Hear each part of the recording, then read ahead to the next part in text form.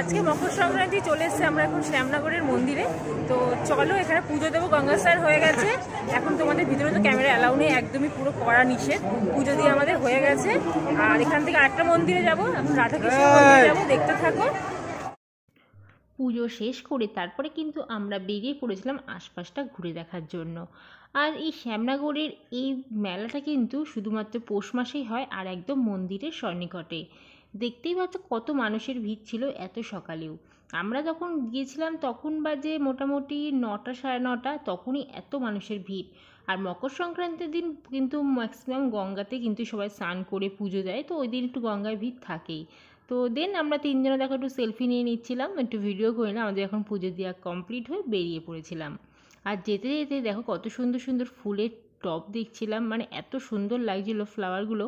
তো এখান থেকে আমরা একটা কিনেও নিয়েছিলাম। দেন দেখো মন্দিরের আশপাশে কিন্তু বাচ্চা কাচ্চা খেলা করছে, আর রাতের বেলা কিন্তু একদম জমজমাট থাকতো এই মেলাটা। যদিও আমরা রাতের বেলা এখানে ভিজিট করতে পারিনি, কারণ আমাদের চলে আসতে হয়েছিল। আর দেখতেই পাচ্ছ মন্দিরের ভিতরে কত দোকান আছে, এখান থেকে যারা পুজো দিচ্ছিল বাটা নিয়ে পুজো দিচ্ছিল। আর যদি কেউ মনে করে বাইরে থেকে সন্দেশ কিনেও কিন্তু পুজো দিতে পারবে। তো আমরা শ্যামনগর কালীবাড়ি থেকে বেরিয়ে গেছি পুজো দিয়ে, এবার যাচ্ছি নেক্সট একটা মন্দিরে।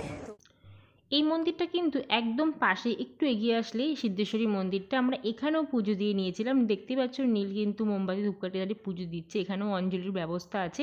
কারা কারা শ্যামনগর থেকে দেখছো অবশ্যই কিন্তু কমেন্টে জানিও, তাহলে খুব ভালো লাগবে।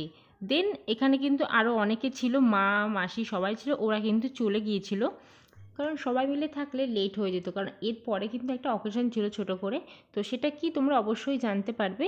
আর সেই জন্য আমি ছোটো মাসি আর নীল ছিলাম এই মন্দিরে পুজো দিয়ে। আমরাও কিন্তু মাসির বাড়িতে গিয়েছিলাম, কারণ এখানেই আমার বড় মাসির বাড়িতে, ওখানে আবার যাব। তো চলো ওখানে গিয়ে একদম দেখা হচ্ছে। আর নেক্সট অকেশন হচ্ছে এই যে আমার দাদা ভাইয়ের আজকে বার্থডে ছিল।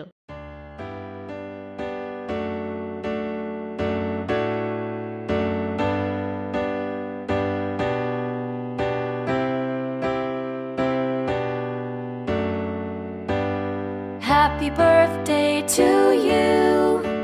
Happy birthday to you. Happy birthday, happy birthday. Happy birthday to you. Happy birthday to you. Happy birthday to you. Happy birthday, happy birthday. Happy birthday to you.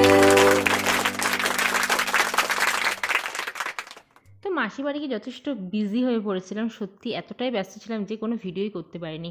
তো ওখানে গিয়ে একটু বিরিয়ানির প্রোগ্রাম ছিল, তো সেই জন্য সবাই মিলে হাতে হাতে ওইগুলোতেই ব্যস্ত ছিলাম। আর কিছু মানুষজনের ইনভাইট ছিল, তো এই আজকের প্রোগ্রাম ছিল। তো মাকে দর্শনও হলো, দাদাভাইয়ের বার্থডে সেলিব্রেশনও হলো।